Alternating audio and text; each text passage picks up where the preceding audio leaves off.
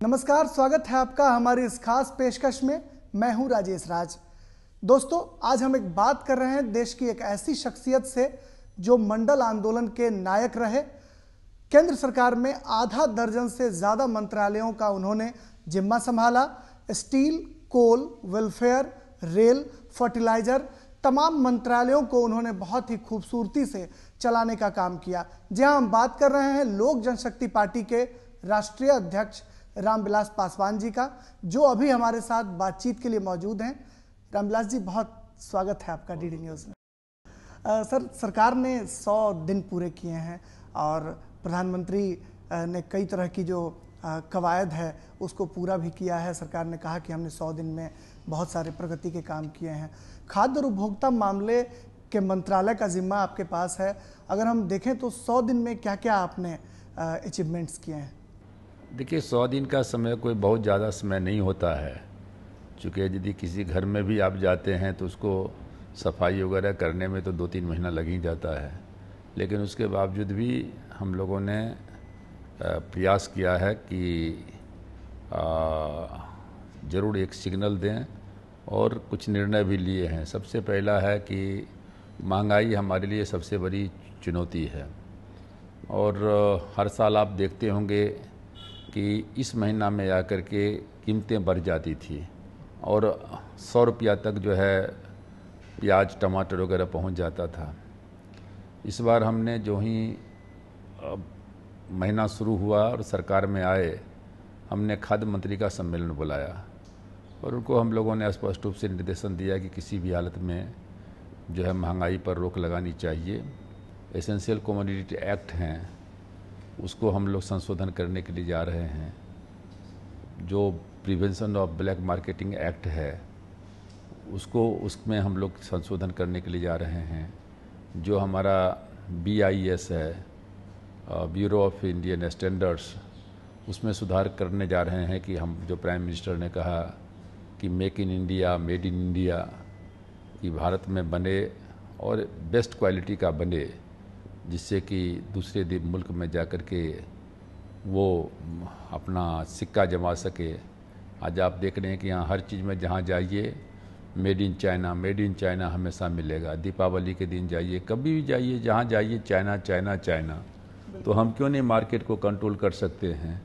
तो ये सब जो चीज़ें हैं, खाद्य सुरक्षा जो कानून है उसको हम लोग कड़ाई से पालन कर रहे हैं। महाराष्ट्र में चले जाइए तो वहाँ प्याज की कमी नहीं है, लेकिन दिल्ली में आइए तो प्याज की कमी है। उसी तरीके से पंजाब में जाइए तो कमी नहीं है, दूसरे जगहों पर जाइए तो कमी है। तो ये कॉमन नेशनल मार्केट रहे कि फ्लो कर सके, तो उस तरीके से उसमें जो है हम लोग नेशनल कॉमन मार्केट की भी जो संरचना है, जो आइडिया है, उसको हम लोग आगे बढ़ाने का काम कर रहे हैं। ये जो बदलाव के जो संकेत हैं, जो कानूनों में बदलाव की बात आप कर रहे हैं, उपभोक्ता संरक्षण अधिनियम 1986 में भी संशोधन करने का प्रस्ताव है। तो क्या लगता है कि इन तमाम संशोधनों के बाद ये जो कानून है ये जनता के लिए एक प्रभावी कानून होगा? किस फ्लेवर में ये आएगा? नहीं, बहुत होगा। जब जहां हमने कहा दिया है कि हम इसको एसेंशियल कमोडिटी एक्ट के तहत हमने कहा कि इसको हम नॉन अवेलेबल बनाएंगे। अभी अवेलेबल है, नॉन अवेलेबल बनाएंगे। उसी तरह से prevention of black marketing act के तहत में हमने कहा है कि 6 महीने से सज़ा की डिटेंशन की अवधि बढ़ा करके साल भर जो है साल भर किया जाएगा। और आपने देखा कि जिस तरीके से जमाखोरों के खिलाफ में कार्रवाई हुई, हालांकि ये राज्य सरकार का मामला है, लेकिन जिसे दिल्ली में कार्रवाई हुई उसका रिजल्ट भी सामने में आया। और इसलिए मैंने कहा कि जब राज्य सरकार के खाद्य मंत्री की बैठक हुई थी तो हमने इस मामले में बहुत ही साफ तौर से कहा था कि महंगाई आपके लिए भी जो है सो ठीक नहीं है, हमारे लिए भी ठीक नहीं है, और राज्य और केंद्र दोनों मिल करके इस दिशा में जो है संयुक्त रूप से कदम उठावे। और हमें खुशी है कि राज्य सरकारें भी, बहुत सारी राज्य सरकारें भी इस दिशा में कदम उठा रही हैं। राइट टू फूड पिछली सरकार ने पास कराया था, उसके इम्प्लीमेंटेशंस को लेकर के आप बहुत ज़्यादा सक्रिय भी हैं।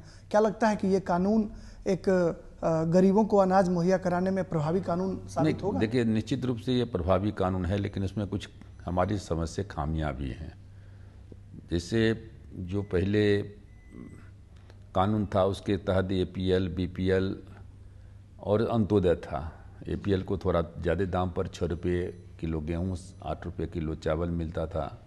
बीपीएल में 4 रुपये किलो गेहूँ, 6 रुपये किलो चावल मिलता था। और अंत्योदय में 2 रुपये किलो गेहूँ, 3 रुपये किलो चावल मिलता था।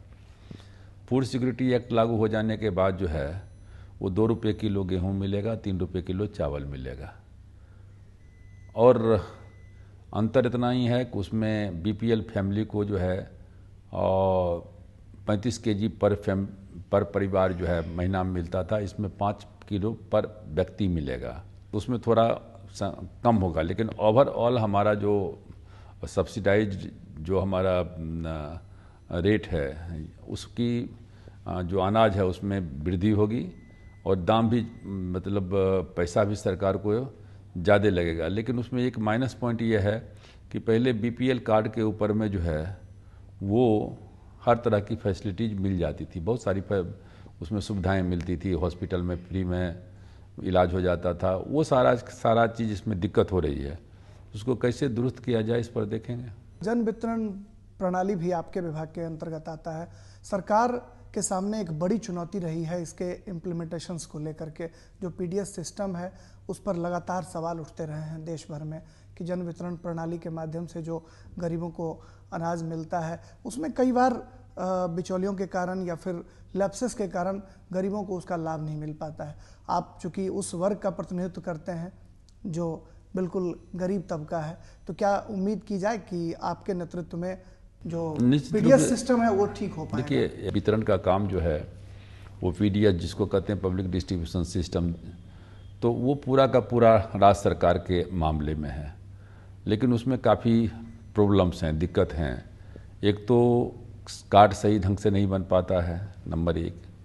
दूसरा, जहाँ से हमारा रेक से सामान रेलवे से निकलता है उसमें काफ़ी शिकायत हमको ऑफिशियली नहीं लेकिन ऑन ऑफिशियली शिकायत हमको मिल रही है कि उसमें से काफ़ी अनाज जो है वो डाइवर्ट हो जाता है।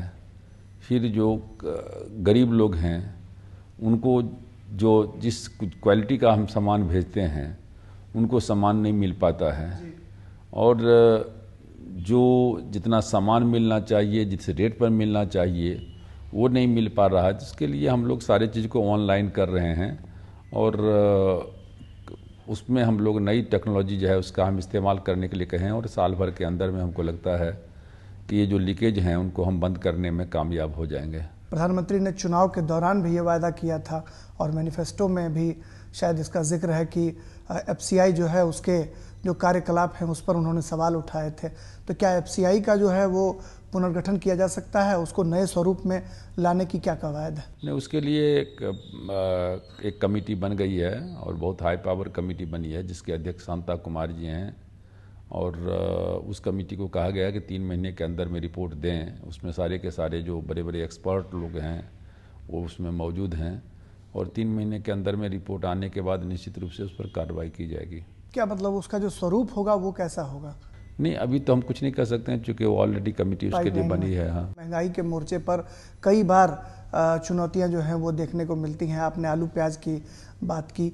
यूपीए सरकार के खिलाफ एनडीए को जो जनादेश मिला वो महंगाई के मोर्चे पर आप लोगों ने घेरा चुनाव के दौरान, लेकिन जो बीच का काल था कि सरकार बनने के बाद काफ़ी उहापोह की स्थिति देखने को मिली और जो कीमतें थी वो आसमान छू रही थी। अथक प्रयास के बावजूद भी दामों पर नियंत्रण नहीं हो पा रहा था। नहीं, किसकी जिम्मेदारी आप मानते हैं? नहीं, दाम पर पूरा का पूरा नियंत्रण हो गया है। हालांकि जैसा कि मैंने कहा कि यदि राज्य सरकारें डीलिस्टिंग कर दे, मंडी में सुधार करके ये पीएमसी में आ जाए तो ये प्रॉब्लम सॉल्व हो जाता है। हमारे पास में चाहे टमाटर हो या चाहे आलू हो या प्याज हो, उसकी उपज में कहीं कमी नहीं हुई है, उपज है। लेकिन जो जगह जगह पर अलग अलग स्टेट्स में अलग अलग कानून बने हुए हैं। अब दिल्ली हमारे संजोग से दिल्ली में प्रेसिडेंट रूल है, तो यहाँ दिल्ली में आप देख रहे हैं कि सारा का सारा जो है, जो शुरू में दाम बढ़े थे, लोगों कह रहे थे कि 100 रुपये तक जाएगा, हमने कहा था 40 रुपये से बढ़ने नहीं देंगे। आज क्या कहते हैं कि उसके अंदर में ही सारा का सारा जो है उसके अंदर में है, और ये 2 महीना का मामला है। ये सितंबर है, अक्टूबर है, नवंबर में जो है फिर अक्टूबर के से ही जो है सब जगह आलू प्याज आना शुरू हो जाएगा। टमाटर आना शुरू हो जाएगा, उसके बाद से शिकायत होगी कि साहब अब सड़ रहा है, कोई खरीदने वाला नहीं है। जहाँ तक और सामान हैं, चावल हैं, गेहूं हैं, चीनी हैं, दाल हैं, इसका हमारे पास में कोई कमी नहीं है। यदि मानसून खराब भी रहा, अब उतना ख़राब नहीं हुआ है, लेकिन यदि मानसून बिल्कुल ख़राब भी होता तो भी हमारे पास में 1 साल का स्टॉक हमारे पास में है और हम उसको जो है पीडीएस के माध्यम से जो है लोगों में दे सकते हैं। कालाबाजारियों और बिचौलियों को दंडित करने की बात जो है आप भी लगातार करते रहे और राज्य सरकारों ने भी ये मसला उठाया, लेकिन कार्रवाई हो नहीं पाई और दाम में जो उछाल था, आपने वाकई सरकार ने नियंत्रित करने की काफ़ी कोशिश की और एक हद तक नियंत्रण उस पर हो भी पाया, लेकिन किन परिस्थितियों में राज्य सरकार कालाबाजारियों और बिचौलियों पर कार्रवाई नहीं कर पाती? जो कालाबाजारी कानून का कालाबाजारी को रोकने का मामला है, विशुद्ध राज्य सरकार का मामला है। सेंट्रल गवर्नमेंट उनको असिस्ट कर सकती है, सेंट्रल गवर्नमेंट उनको निर्देश दे सकती है और इसलिए हमने कहा कि बहुत सारी राज्य सरकारें हैं जिन्होंने कालाबाजारी के खिलाफ में कार्रवाई भी की है। कुछ सरकारों को कार्रवाई करने की आवश्यकता है और उसके लिए जैसा कि हमने कहा कि जो अमेंडमेंट है बिल में, वो हम बिल में अमेंडमेंट ला रहे हैं। गरीबों पर महंगाई का सीधा असर पड़ता रहा है। आने वाले दिनों में मंत्रालय की कौन सी वो योजना होगी जिसके सहारे महंगाई का असर जो है वो सीधा गरीबों पर नहीं पड़ेगा और गरीबों तक सामग्रियां जो हैं वो आराम से पहुंचेंगी? देखिए गरीब को, जहाँ तक गरीब का सवाल है, तो मैंने कहा कि महंगाई कितना भी मार्केट में बढ़ जाए, लेकिन गरीब को जब हमने कहा कि अंत्योदय में जो लोग हैं या एवरेज गांव में जो 75% लोग हैं और शहर में 50% लोग हैं, उनके लिए हमने तो ये योजना बना दिया है फूड सिक्योरिटी एक्ट के तहत कि 2 रुपये किलो गेहूँ मिलेगा, 3 रुपये किलो चावल मिलेगा। इसलिए मार्केट में कितनी महंगाई होती है उससे ऊपर कोई असर नहीं पड़ेगा। कश्मीर में जो आपदा आई उसमें आपका मंत्रालय जन सरोकार वाला मंत्रालय है, आपने क्या क्या कदम अब तक उठाए वहाँ अनाज मुहैया कराने से लेकर के अन्य जो सुविधाएं प्रदान नहीं, करने देखिए की अब बात है? सबसे आपको इसी से पता चलेगा कि हमारा डिपार्टमेंट कितना एक्टिव है और एफसीआई कितना एक्टिव है कि हमारे पास में अभी 2.5 महीना से 3 महीने तक का सामान वहाँ मौजूद है। हमको यहाँ से भेजने की ज़रूरत नहीं है, वहीं हमारा मौजूद है, जम्मू में मौजूद है, कश्मीर में मौजूद है। और इसलिए जहाँ तक खाद्यान्न का मामला है उसमें कोई हम 3 महीना तक हमको चिंता करने की बात नहीं है। अभी कल हमारी बातचीत क्या कहते हैं कि हुई थी पंजाब से, और हमने उनको कहा है कि यदि आपको वहाँ से कुछ लंगर वगैरह की व्यवस्था हो रही है तो हमने कहा कि यदि आपको लंगर के लिए सामान की आवश्यकता हो तो यहाँ से हम अनाज दे सकते हैं। वैसे भी हमने वहाँ राज्य सरकार को प्रेस के माध्यम से भी कहा और वहाँ अपने अधिकारियों को भी कहा है कि यदि राज्य सरकार चाहे वहाँ अनाज लेना चाहे, खाद्यान्न लेना चाहे, चाहे क्रेडिट के ऊपर में हो या जैसे भी हो, हम उसको देने के लिए तैयार हैं। जहाँ तक खाद्यान्न का मामला है, खाद्यान्न का हमारे पास में चावल और गेहूँ इसकी कोई कमी नहीं है। कश्मीर के मुख्यमंत्री ने घोषणा की है कि तमाम जो परिवार हैं उनको 3 महीने तक मुफ्त अनाज मुहैया कराया जाएगा। तो क्या लगता है कि भारत सरकार कश्मीर सरकार को मदद पहुंचा रही है? अनाज के मामले में भी आप और मदद करने का, देखिए वो तो सरकार की बात है। अब इससे आपने देखा कि प्राइम मिनिस्टर का जो गेस्चर है, पहली बार ऐसा हुआ होगा कि तुरंत वहाँ प्रधानमंत्री नरेंद्र मोदी जी गए और उन्होंने 1000 करोड़ रुपये का घोषणा किया, जिसकी हर पार्टी के लोगों ने, यहाँ तक कि कांग्रेस जो विपक्षी दल है उन्होंने भी सराहने का काम किया। तो इसलिए हमारे विभाग से जो भी संभव होगा हम उसमें करेंगे। देश भर में चीनी मिलें जो हैं वो बंद हैं, अगर कुछ चालू हैं तो वो वित्तीय संकट की हालत से गुजर रहे हैं, जिससे बिहार भी अछूता नहीं है। बिहार में बहुत सारी चीनी मिलें हैं जो बंद पड़ी हुई हैं और जो चालू हैं वो बहुत ख़राब स्थिति में है। क्या मंत्रालय के पास कोई ऐसी योजना है जिसके द्वारा इन चीनी मिलों का पुनरुद्धार किया जा सके? देखिए मंत्रालय ने इस संबंध में जब से हम मंत्री बने हैं हमने इसमें काफ़ी प्रयास किया है और जब हम आए थे उस समय 15,000 करोड़ रुपया जो है वो बकाया था मिल मालिक के यहाँ। उसके बाद हमने उसमें इनिशिएटिव्स लिया, बैठकें की और आज के डेट में 7,000 करोड़ रुपया जो है, 7,000 कुछ 100 करोड़ रुपया, 7,500 करीब जो है वो मिल मालिक के ऊपर में बकाया है। लेकिन इसमें से अधिकांश जो है 5,000 करोड़ के से ज़्यादा अकेले उत्तर प्रदेश की मिल ओनर के ऊपर में है और गन्ना किसान बहुत परेशान हैं। तो हमसे जितना बन पाया हमने इस संबंध में काम किया और हमने जो उन लोगों के साथ में बैठक हुई थी तो हमने 4 चीज़ उन लोगों का था कि एक तो उन्होंने कहा था कि इंपोर्ट ड्यूटी जो है वो बढ़ा दिया जाए। तो इंपोर्ट ड्यूटी हमने 15% से बढ़ा करके 25% कर दिया। दूसरा उन्होंने कहा था कि एक्सपोर्ट इंसेंटिव जो है वो चालू रखा जाए।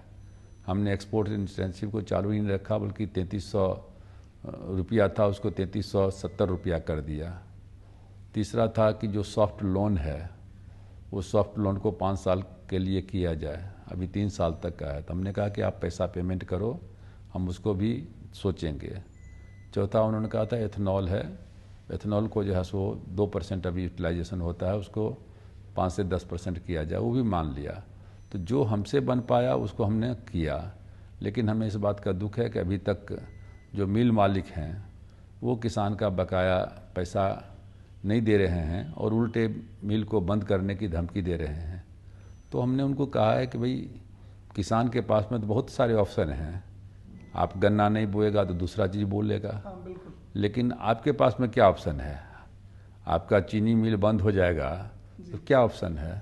तो इसलिए राज्य सरकार के साथ में भी बैठक हुई थी। हमने राज्य सरकार को और मिल मालिक को बुलाया था और उसमें सबके सुनने के बाद हमने कह दिया था राज्य सरकार को कि अब आपकी जवाबदेही है कानून के तहत कि आप किसान का बकाया पैसा इनसे लें और किसान को दें या इनसे दिलवावें, और इसमें अब भारत सरकार इंटरफियर नहीं करेगी। आप सक्षम हैं, जो भी क्या कहते हैं कि आपको आवश्यक कदम उठाने हो उठाएं। बकाये का जो भुगतान है वो एक बड़ा मसला है, किसानों की बदहाली से जुड़ा हुआ है। सरकार कुछ सख्त कदम उठाएगी इसके लिए? नहीं, हमने कहा कि सेंट्रल ये जो जितने भी कदम उठाने की बात है वो सेंट्रल गवर्नमेंट का नहीं है। जो भी कदम उठाएगी कानून के तहत राज्य सरकार ने उठाएगी और हमने राज्य सरकार को कहा कि इसमें आप स्वतंत्र हैं। नहीं, राज्य सरकार के ऊपर कुछ आप दबाव या कुछ मैंडेटरी जारी करने की कोशिश करेंगे कि हर हाल में किसानों के नहीं, हमने राज्य सरकार को बुला करके हमने कहा दिया है। सब राज्य सरकार के जितने भी प्रतिनिधि थे उनके सब टॉप ऑफिशियल्स आए थे और सबको हमने उसी के बीच में कहा दिया था। फेस्टिवल सीजन आने वाला है, कयास लगाया जा रहा है कि शायद चीनी की जो कीमतें हैं वो बढ़ जाएंगी और मिठाई जो है वो लोगों के मुंह तक नहीं पहुंच पाएगा। हम चीनी की कीमत बढ़ने नहीं देंगे। देखिए, जो इम्पोर्ट प्राइस था जिसमें किसान का पैसा का भुगतान हो, इसके लिए जो मिल मालिक का मांग था हमने 15% से 25% कर दिया, समझना।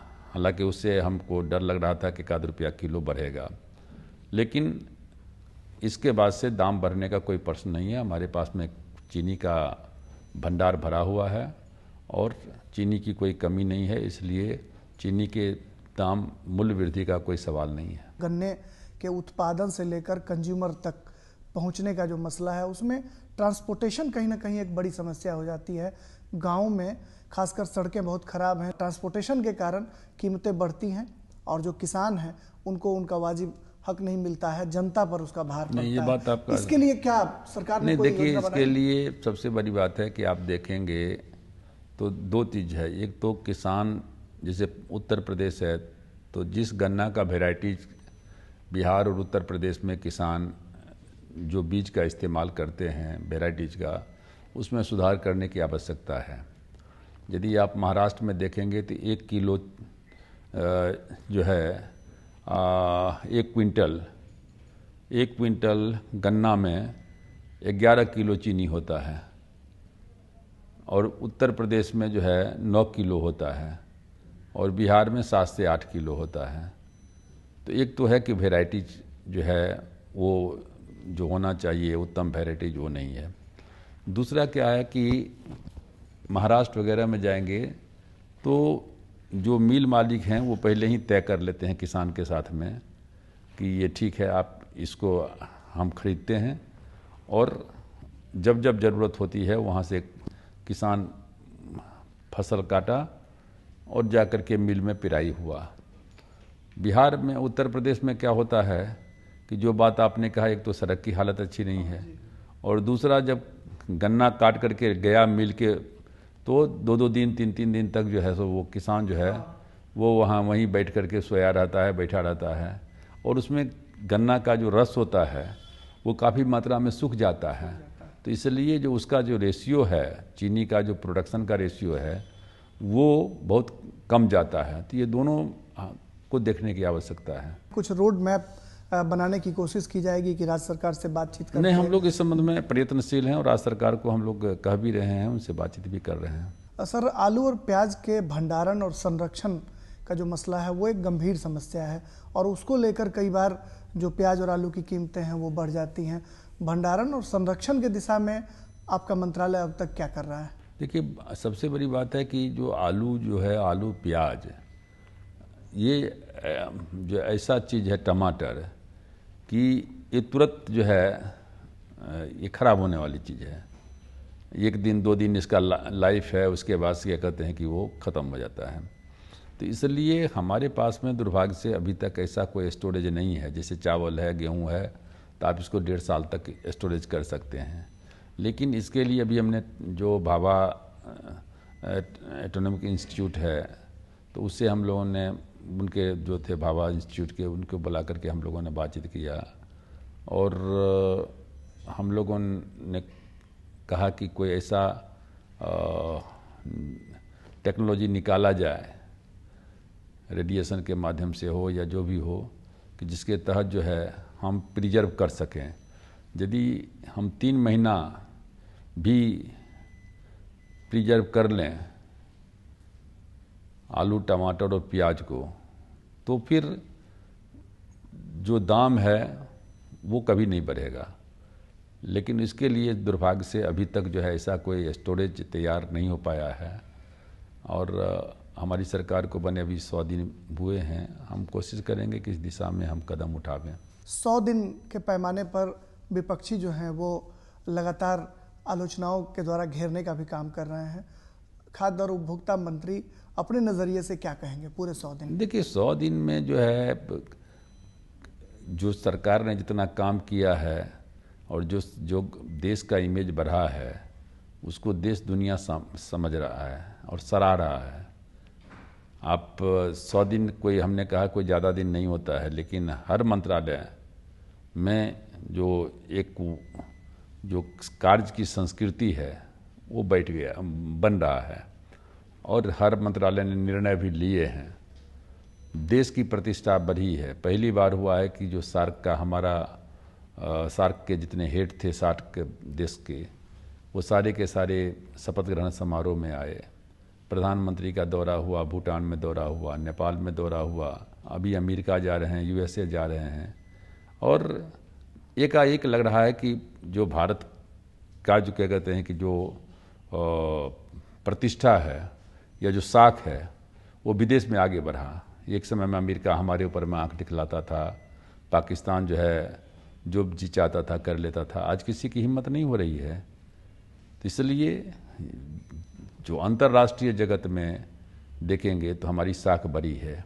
अभी प्रधानमंत्री का जो जनधन योजना है, कितने करोड़ों की संख्या में, कितने करोड़, 5 करोड़ से करीब वो उसके कार्ड खाता खुल चुके हैं। हर गरीब के हाथ में जब एक बार कार्ड मिलेगा तो उसका मनोबल कितना बढ़ता है। तो इसलिए अभी हर साल मनाया जाता था, यहाँ 5 सितंबर को शिक्षक दिवस मनाया जाता था, और जिस तरीके से प्रधानमंत्री ने उसको एक आम लोगों से जोड़ दिया, बच्चों से जोड़ दिया, तो उसका एक अलग मैसेज गया। तो इसलिए हमको लगता है कि अभी तो 3 महीना है, साल भर तक आते आते जो भारत का नक्शा है वो बिल्कुल चेंज हो जाएगा, और जो हम लोगों ने जनता के सामने वादा किए थे उस वादा को हम पूरा करेंगे और नामुमकिन को भी मुमकिन करके रख देंगे। प्रधानमंत्री आईटी, सैनिटेशन, इन सब मामलों में काफ़ी गंभीर हैं। क्या आपके विभाग में भी आईटी को लेकर के कोई ऐसे प्रयास किए जा रहे हैं? मैसेज के थ्रू? बिल्कुल हम लोगों ने निर्णय लिया है कि हम हर महीना कम से कम एक मैसेज अपने जितने कर्मचारी हैं उनको हम भेजते रहेंगे, सारे के सारे कर्मचारी को। और अपने विभाग में आप क्या चुनौतियां मानते हैं? जो मंत्रालय की जो गाड़ी है उसको पटरी पर लाने के लिए काफ़ी मशक्क़त आप कर रहे हैं। आपको क्या लगता है कि गरीबों पिछड़ों की आवाज़ आपका मंत्रालय बन सकेगा? चूँकि आप बिल्कुल, लीडर हैं। हमने शुरू दिन से ही कहा है कि हमारा मंत्रालय खाद्य मंत्रालय है। तो जहाँ तक हम सवाल है लोगों का, वहाँ हम भूख से मरने की बात तो दूर रही, हम किसी को भूखा रहने नहीं देंगे। ये हमारा हम चैलेंज करते हैं। दूसरा हमारा है उपभोक्ता है, 125 करोड़ उपभोक्ता हैं, उनको हितों की रक्षा करना हमारा काम है। अभी हमारे पास में कंज्यूमर कोर्ट्स हैं, तो कंज्यूमर कोर्ट्स में बहुत डिले होता है, उसको कैसे सरल बनाया जाए। उसी तरीके से हम सोच रहे हैं कि एक अथॉरिटी बनाने के लिए सोच रहे हैं कि जो उपभोक्ता के हितों की रक्षा कर सके, कंज्यूमर प्रोटेक्शंस अथॉरिटी उसके हितों की रक्षा कर सके, इसके लिए हम प्रयत्नशील हैं। आजकल आप देख रहे हैं कि जो मिसलीडिंग एडवर्टीजमेंट है, भ्रामक जो विज्ञापन का जो है, इतने कि अपना कद बढ़ाइए नहीं तो पैसा वापस लीजिए, तरह तरह का निकलता है जिसका कोई बेस नहीं है। इसके ऊपर में कैसे रोक लगाया जाए, कैसे कार्रवाई किया जाए, उसके लिए हमारा इंटर मिनिस्टेरियल हमारा जो है कमेटी है, उसका गठन हमने कर दिया है, जिसमें जो है INB मिनिस्ट्री है, सूचना प्रसारण मंत्रालय है, उसमें स्वास्थ्य मंत्रालय है, हमारा कंज्यूमर मंत्रालय है, एडिशनल सेक्रेटरी की अध्यक्षता में कमेटी उसमें बनी है और हम इस दिशा में भी कार्रवाई कर रहे हैं। चलिए, DD न्यूज़ से बातचीत के लिए बहुत बहुत शुक्रिया। किसी भी गरीब को भूख से मरने नहीं दिया जाएगा, ये कहना है रामविलास पासवान जी का, जो खाद्य और उपभोक्ता मामले के मंत्री हैं भारत सरकार में। चूँकि इन्होंने गरीबी देखी है, इन्होंने पिछड़ों और दलितों की लड़ाई लड़ी है, तो जाहिर तौर पर इनका सपना साकार हो, इसकी ये भरपूर कोशिश कर रहे हैं। और निश्चित तौर पर आने वाले दिनों में ये उम्मीद की जा सकती है कि खाद्य और उपभोक्ता मंत्रालय गरीबों की आवाज़ बनकर उभरेगा। बस इस कार्यक्रम में इतना ही। देश की किसी दूसरी हस्ती के साथ हम जल्द हाजिर होंगे। तब तक मुझे और मेरी पूरी टीम को दीजिए इजाज़त। नमस्कार।